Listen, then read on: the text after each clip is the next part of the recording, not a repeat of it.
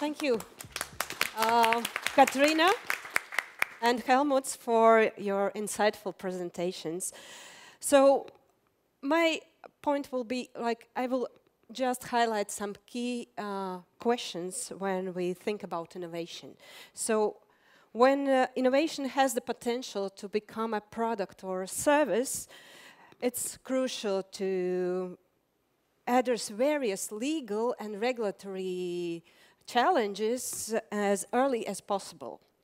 So here I will highlight those few questions that I have when we think about the beginning of the service or innovative service or product.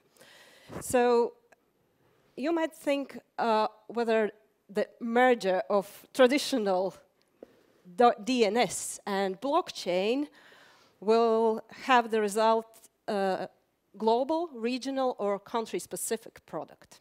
So I heard that Helmut already told us that Web3 is the new and up-and-coming technology, so probably we should focus on global, not regional or country-specific regulation. So at this stage, you will need to cover all the global jurisdictions, all the countries. You have to be clear and know all the regulations that are out there and might apply to your service. And in this innovative perspective, there are you have to be ready that there won't be clear answers to all the legal problems you will face. So at first you will have to work with existing laws and apply those.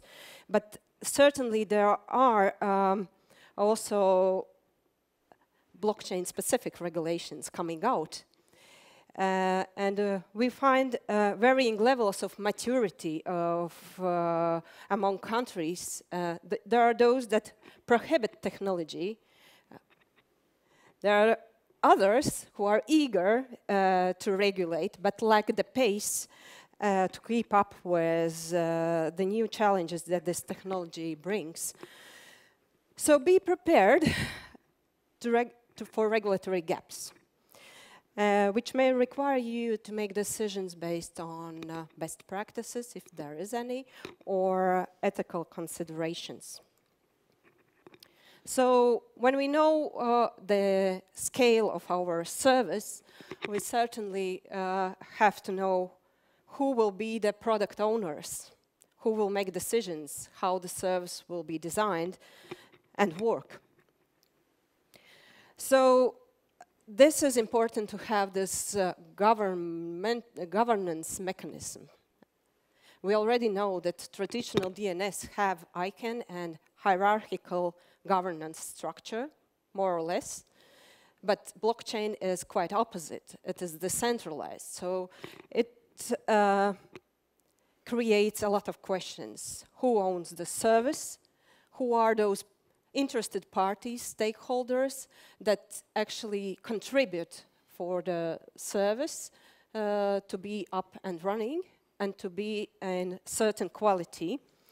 So if we already know the involved parties, then we probably will have to work on the framework of liability, compliance, asset management, as well as entry into service or project and exit. Basically, divorce procedure, if you will, because Katarina told us that there will be certainly marriages, but always you have to think about exit plan if you're not willing to participate in running the service anymore. So about DAOs, these present a particularly intriguing challenge in the legal landscape, as they lack a legal personality, and yeah, basically they also there is problem with their liability. Who will be held liable if the service will be down as Helmut mentioned, how consumer rights will be ensured if there is no one there that is clearly responsible for the service. So yes, their jurisdiction has began, current jurisdiction began exploring frameworks for DAOs. But there is lack of universally accepted regulations, and this basically poses significant hurdles for their operation in Europe and beyond. So if we know the scope of the service and the owners of the service, then we can look on what the service will be doing. So what categories of data will be processed there? And it is essential as it shapes our approach to compliance. Under GDPR, personal data requires specific handling. So if data recorded on a blockchain can be linked back to identifiable individual, it is subject to the same regulatory requirements as any traditional processing operation. So, and I have to point out that the encryption and hashing data does not exempt it from being classified as personal data. So pseudonymization will still allow pathway back to the individual, so we will have to think about personal data processing requirements and compliance with the GDPR. So what about data subject rights if we process personal data? So right to access, erasure, and rectification present unique challenges for blockchain technologies nowadays. So the immutable nature of blockchain complicates the rights to erasure, as deleting a record isn't straightforward and poses a significant technical challenge that there are people already working on it, how to solve it, but probably anyone from the audience will help to clarify, is it doable actually? So for personal data processing, there is also important to know who is data controller and who is the processor.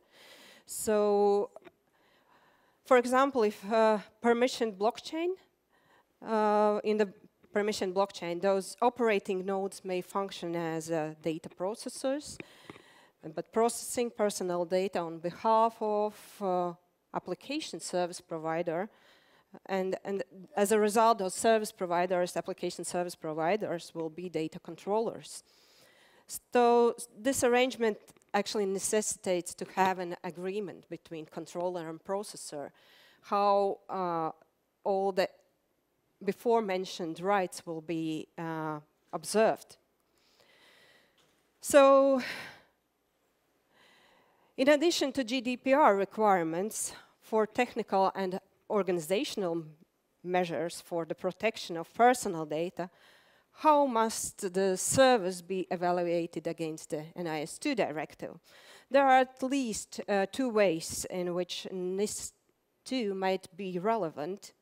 Either the service that we are creating falls directly within the scope of the directive, or the service provider is part of the supply chain that is subject to NIS2 regulation and requirements.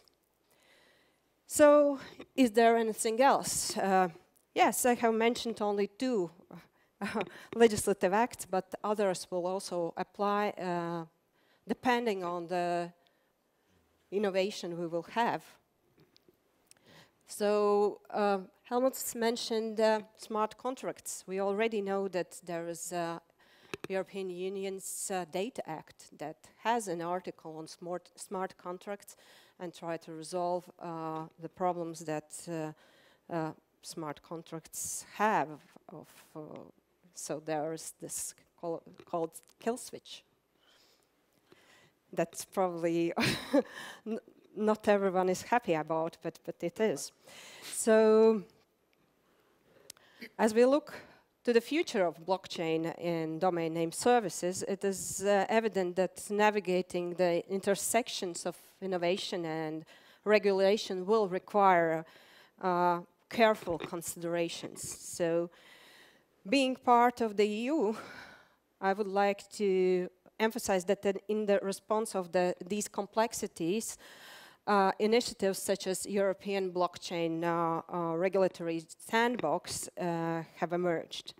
And this platform provides a collaborative environment where innovators can engage with regulators and seek guidance on the best approach how to resolve legal issues that might arise running the service. So thank you, and don't be afraid to innovate and face all the legal technical challenges that might lay ahead of you. Thank you.